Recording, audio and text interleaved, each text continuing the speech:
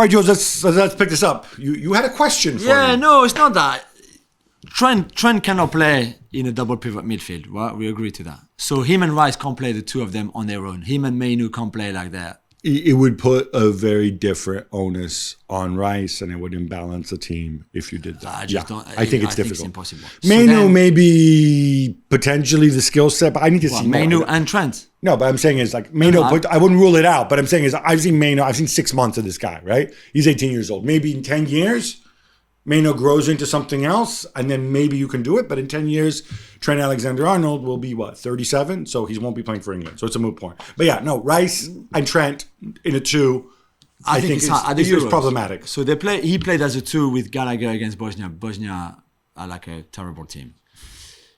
So that means if you play Trent in midfield, like you saying, you have to have a 3-man midfield. So let's say Rice, Gallagher and Trent, Rice, Mainu and Trent, Rice even.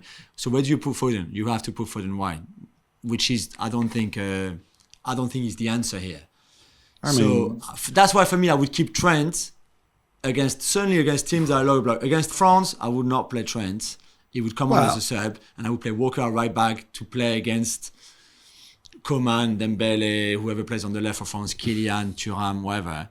But I think against the lower blocks, it makes a lot of sense to have Trent playing at right back, but actually not being a right back, being just an extra midfielder, an extra attacker, an extra whatever you want him to be.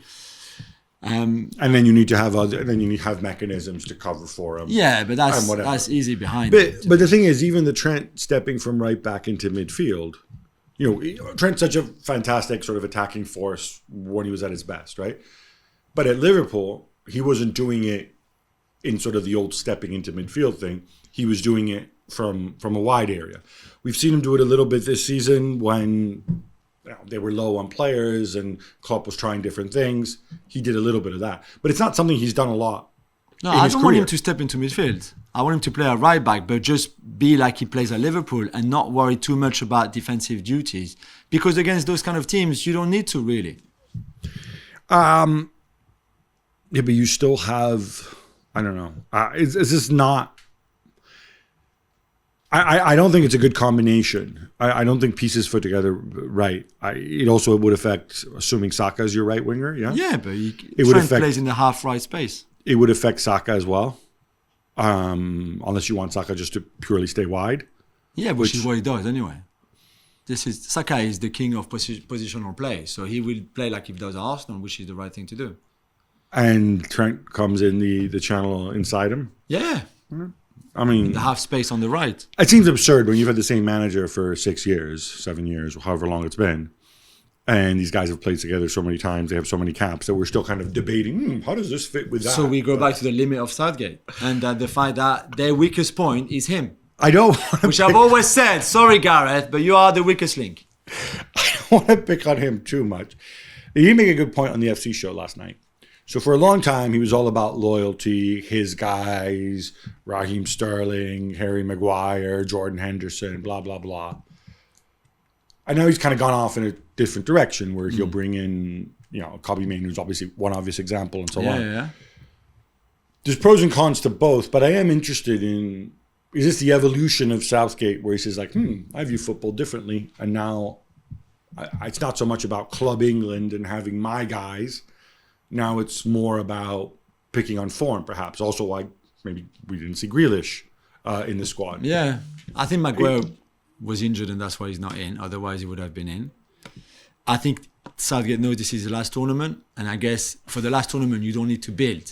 The way a national team head coach sees tournaments coming up, especially the ones in big countries, not so much small countries, but big countries is like, okay, this is not just this Euros coming. I've got the World Cup in 2 years' time. And I'm building for that. I'm even maybe building for the following Euros after that. In the UK, for example, let's say if it was Southgate, I think he knows this is his last tournament. And then for that, you're right. The evolution is like, well, I don't need to build a group here because after that, someone else is going to come after me and they will do what they want. They keep the same, They change it, they change 50%, 90%. Me, it's just about this one. And no, I'm not projecting myself after these Euros. This is my last one. So I don't really need this kind of structure of I take him and his experience and how good he could be in the dressing room and he's been good for me, I've been good for him, blah, blah, blah. This is his last one. That's how I see it. I think that view probably also depends on whether you're the kind of manager that does particularly sophisticated things tactically, and so you need players. But I'm of the school of thought that there's no such thing as building for the next one. I know, so I agree with you. Some managers do that. Yeah. You have to. But I think you just have to treat every competition as it's your last, simply because winning a competition is so important to the psyche of a nation, to how you're regarded.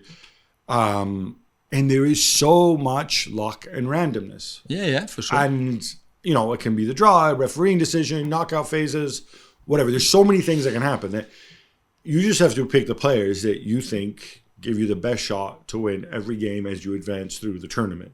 Yeah. And that may mean going for your experienced guy, maybe, I'll mention Jordan Henderson, obviously not him from what we now know, but like maybe Jordan Henderson unspectacular, but whatever, I know him, I can trust him in this game. And for these 90 minutes, he can give me more than Kobbie Mainoo, for example, right? Yeah. That I think is the tricky situation. I want to go back to Foden a little bit. So when Bellingham plays, I'm assuming Bellingham and Rice are definites in midfield. Yeah. Right? Well, when in the scenario before, right? Kobbie Mainoo is not going to be there. Unless he switches to a 3, which we don't think he's going to do because we think it's going to be Foden in the hole. But then I also think, once they advance in the tournament, do we get to see conservative Gareth again? Maybe. Okay, but then... So then you play Foden wide. But already... Wide on the flank. Wide on the left? Yeah. Well, yeah, you can't move Saka. Saka is a starter 100% on the right. Cole Palmer thanks you for the support. Cole Palmer is not a winger. Cole Palmer... But you don't play with a 10. Well, yeah, but that's... Could it be an idea? Cole Palmer is the best, super sub and impact player they have on the bench. So he will come on for the last half an hour, more if needed, but that would be perfect for him. Could it be an idea, hypothetically? What if they didn't play with wingers? What if it was some sort of 4-3-2-1 with Foden and Palmer inside behind Kane? I mean, where's the width coming from? You play. Okay. Honestly, yeah. What I would do? Well, I could not what I would do. I would love for him to have experimented to this, maybe in-house friendly. But if you have to play your foreign players, right? And obviously, it's Foden and Palmer are in good form right now, and they're both number 10s. Realistically, right? They can do different roles, but they're essentially number 10s. And your consideration is width. I'm just going to throw this out there, right? Could you think of moving Saka back to the position he played originally when he broke into? Please, no. Why? Is it really that different? Gab, this is the Euros. This is not like... You're just telling me Trippier is not a left back. Yeah. Right? So Trippier, as you saw against Iceland, doesn't bring you anything there. I mean, he can play there. Okay, it's fine. So what if you had... I'm just wondering if this ever crossed Southgate's mind. Yeah. Trent at right back or Walker if you're playing against somebody scary. Yeah. Saka at left back. Yeah. And that's where the width comes from. Yeah. And then you have the 2 number 10s. And then you have, just for balance... Yeah. You have Bellingham, Rice, and whoever you want as a third one, Kobbie Mainoo. Maybe even Trent as the third one. Because Trent... You said he was right back. No, you can put Kyle Walker right back. Kyle Walker doesn't bring you anything going forward anymore. It doesn't matter because you have Trent Alexander on the right side of the 3 in midfield. You have Cole Palmer going to the right. You've got that. You don't need to have... I love this, but...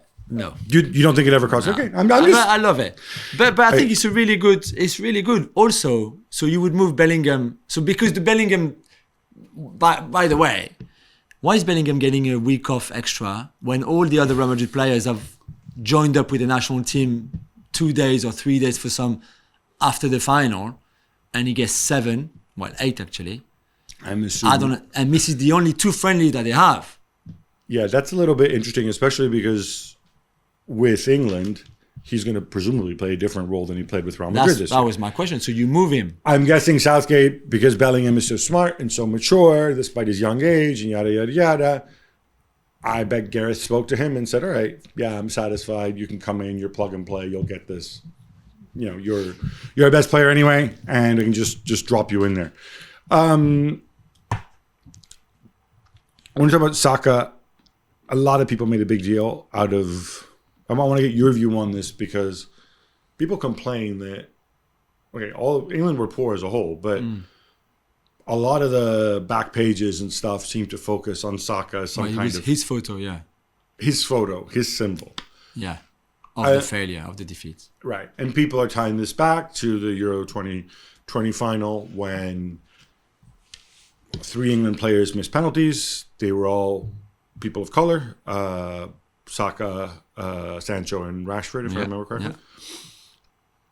Is there something there, or are people being a little too... I mean, Saka hasn't spoken about this, right? No. I mean, Sir Lewis Hamilton and Ian Wright have to, I think, raise this issue, which I think is fair to raise. It can't be a coincidence that more than half of the national newspapers here had Saka's face and Saka's photos when he played 25 minutes in this game. Was it all the same photo? No, because some he was on the floor, right. Others he was standing up. It's the part that's slightly ominous because if it's all the same picture, if you have a great picture and Saka happens to be in it, fine, right? But if they're all choosing different Saka photos, then it's not like, oh, this picture's so good and perfectly encapsulate the moment. Let's just put that. Yeah, and it's the some of the headlines were bad and quite orientated, I thought. What were they like? Saka? They weren't like. Remember, like Saka. One was like is a black disgrace ice. to his country. What? One was black ice or something like that with Saka's photo on it, and obviously the defeat and saying like England lost. And he just associated Bukayo Saka to a defeat where he played 25 minutes in a game where it was a friendly, not a Euros final. Certainly not his fault if his team lost. A goal that was scored before he was on the pitch, way before he was on the pitch. So it can't be a coincidence. What black ice is for people who might live in countries where there is no ice on the roads. Yeah. So black ice refers to when it's icy conditions. You're driving along, but there is no sign that there is ice on the road because it's, as the name implies, it's black or it's dark. It's the same color as the pavement, and so it's dangerous. So I'm guessing the person wanted to show that. Here they're playing Iceland, hence the ice. England slip up when they don't expect it, as you would on black ice. Obviously, then you put a picture of Saka there. It's at best tone deaf. I mean, I think it's an absolute disgrace. And I think the whole thing is, and I think Ian Wright said it nicely, you have to protect these young players, not just Saka himself. And I think now he get experience, he's old enough, he's starting to get unfortunately used to that kind of stuff, but many others as well who could one day struggle with it. And I just think this is not acceptable, and somebody has to say something to stop this habit that they seem to have, and I think there's a lot of freedom of press in this country, which is a great thing, absolutely, I'm not denying that, but I don't know, it's not the first time, and I don't think it'll be the last time, unfortunately. Yeah, I mean, my take when it comes to freedom of press, I'm almost an absolutist. You can do what you like, but then you have to be prepared for the criticism afterwards when you come up with certain headlines, with certain pictures. What I feel for Saka a little bit is he can't come out and say, this annoyed me, because then he looks weak. Right? Yeah. Then people are going to say, oh, Saka's letting this affect him. Like, why is he so mentally weak? And the guy's been starting for one of the biggest clubs in the Premier League since he was 18. So he's obviously not mentally weak, right? He's got good games, he's got bad games like everybody else. And so if he's affected by it, he can't fight back publicly, right? Like you said, which is why Ian Wright and I guess Lewis Hamilton spoke up about it. Yeah, and he would give legs to the story, which is what the papers want anyway. And he knows that too well. And it's probably what Southgate doesn't want. He just wants them to buckle down and focus on their opening game. I just think the whole thing was quite baffling.